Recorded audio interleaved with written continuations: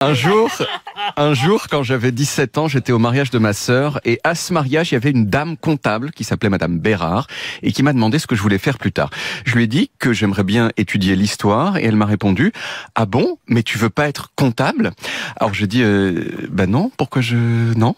Et là, elle m'a répondu en disant la chose suivante « David, je ne comprends pas comment on peut ne pas être attiré par la comptabilité. » Et moi, je l'ai regardé exactement comme si elle m'avait dit « David, je ne comprends pas comment on peut ne pas être attiré par une fracture du péroné. » La comptabilité, ça me semblait évidemment rébarbatif, et aujourd'hui encore, ça semble rébarbatif à toutes les personnes du monde, à l'exception des comptables. C'est une sorte d'étendard de la chiantise professionnelle, un symbole d'ennui qui marche en tête du cortège des métiers de merde.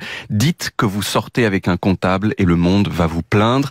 Ça va convoquer dans l'esprit de votre interlocuteur un tourbillon de choses ternes et sans saveur, des calvities mal cachées, des soirées où on fait la chenille dans l'open space et une sexualité triste et prévisible. Mais 25 ans ont passé depuis le mariage de ma sœur. J'ai mûri et aujourd'hui je pense avoir saisi que les comptables sont des gens comme les autres et qu'ils peuvent même ressentir du plaisir à exercer leur métier.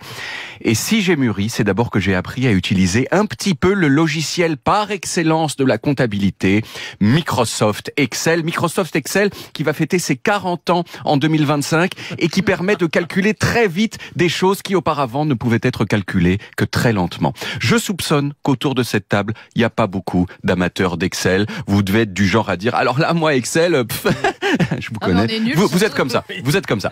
Mais je suis sûr, en revanche, que parmi le million de personnes qui nous écoutent, il y en a au moins 10% qui voient ce que je veux dire quand je dis qu'il y a une volupté d'Excel. Volupté qui commence pour moi avec des fonctionnalités très très simples. On entre des chiffres, n'importe lesquels, dans des cases, les uns en dessous des autres. Et puis tout en bas, on écrit une formule comme par exemple, égale moyenne, ouvrez la parenthèse, B6.B34, fermez la parenthèse, attention, entrée. Ouh. Et le résultat s'affiche, et vous êtes absolument certain que ce résultat est juste. C'est une certitude minuscule certes, mais c'est une certitude quand même sur laquelle vous pouvez vous reposer. Et si vous changez l'un des chiffres dans l'une des cases, eh bien le résultat dans la case où vous avez entré la formule s'ajuste automatiquement. Et puis ensuite vous passez au niveau supérieur, au graphique, aux mises en forme conditionnelles et surtout au Graal suprême, les tableaux croisés dynamiques. Toi-même tu sais. Alors, j'ai pas poussé le goût de la comptabilité jusqu'à devenir comptable moi-même, mais j'observe quelquefois les tableaux que m'envoie mon comptable, plein de termes délicieux, comme la dotation aux amortissements.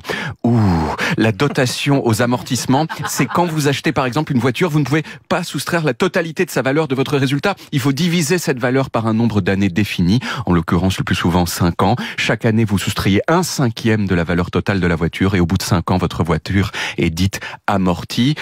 Je ne sais pas si j'ai réussi à susciter chez vous la même excitation que j'ai ressentie moi-même lorsque j'ai compris le principe de la dotation aux amortissements, mais j'aime penser que oui, la comptabilité en tout cas, c'est du plaisir.